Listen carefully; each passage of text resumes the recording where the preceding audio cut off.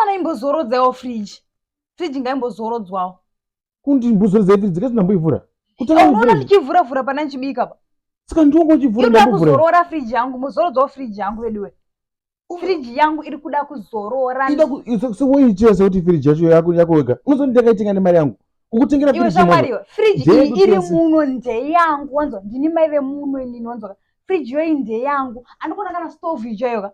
Ndakakuwana unayo but ndeyangu because iri muno. Zvese zviri mumba munomu as long zviri muno ndezvangu, kusanganisira newe wacho utori wangu. Anyway, iwo munhu wangu, vhara friji yangu right now.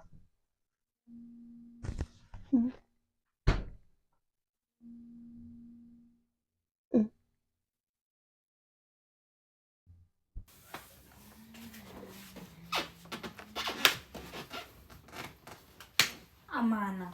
Amana kuita sani chatotuma mumwe munhu doti ndinotorowa chakachi kwadrop.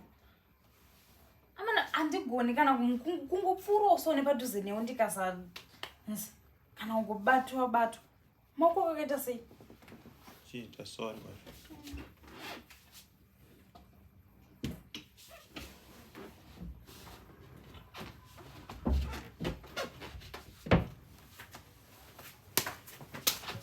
Oh, zvandinobotaura zviya. Ikokuda muromo. Pana.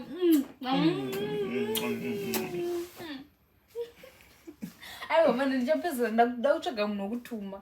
Anything chiri padhuze newe nechituma munhu. Simira ndino aina.